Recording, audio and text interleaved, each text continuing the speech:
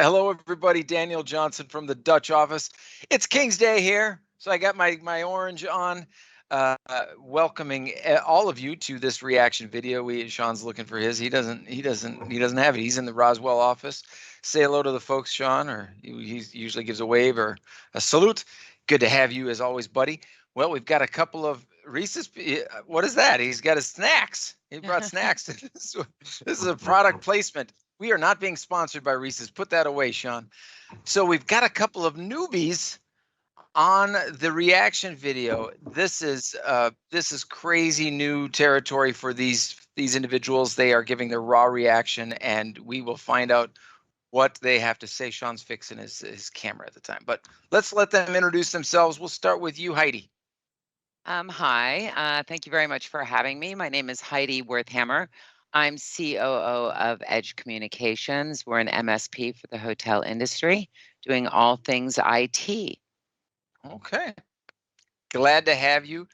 Thank Appreciate you. your courage being here for the first time. Also, a first timer. Christopher, tell us about yourself. Yeah, hi. Nice, and thanks for having me. It's my name is Chris McKenzie. I'm with Protel. I'm Director of Sales for North America, and yes, North America, all of it. So it's anyway, but it's been quite the journey. Protel, I would say that we're a hospitality technology company, and at our core is PMS. We also have on-premise solutions as well.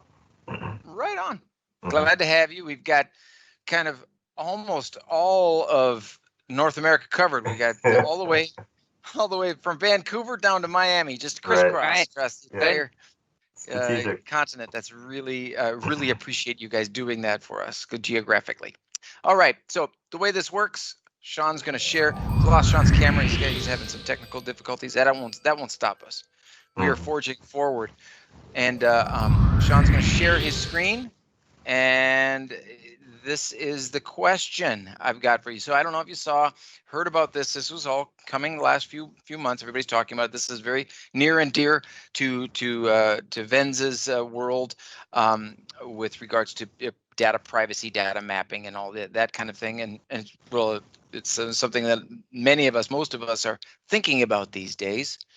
Not necessarily about the specifics of the feature. My question to you two is, with this interdependent tech world that we have, this article is talking about kind of the shock waves that it may have for this new privacy settings and be able to track transparency.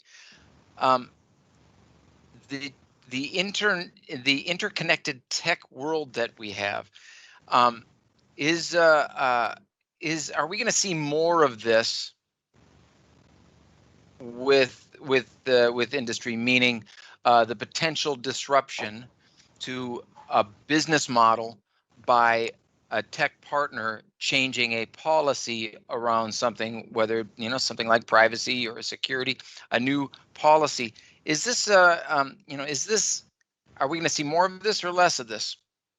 Why don't we start with you, Christopher?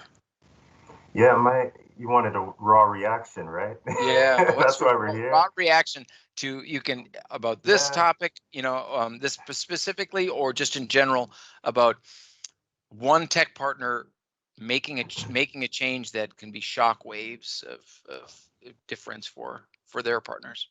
Yeah, my personal opinion is that it's inevitable. This seems to be a trend. I don't see it going away. And also on a personal note, I'm not as impacted by it because I think it's become normalized.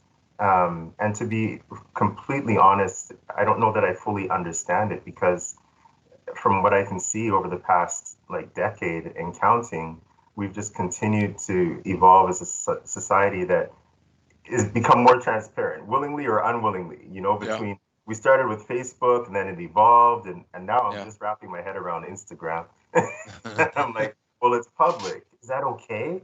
Should I be showing pictures of my children out there? That is public. Okay, so maybe I'll restrain a little bit on Instagram, right? So these are the questions I have, but I mean, the short answer, which I think you're looking for, is that, this is not going away. This is just going to become more and more common, and maybe to the point where we won't even talk about it anymore, which is really scary, I think. Right. Yeah. Yeah. Heidi, what do you think? Yeah, I tend to agree. This has been going on for a really long time. They've been tracking us since credit cards, right? And marketers have been really taking advantage of us knowing where we shop, what we do.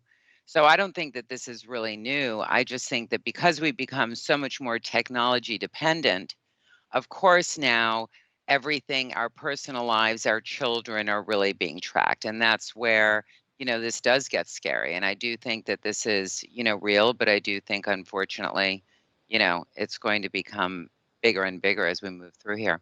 Yeah. Yeah. Yeah.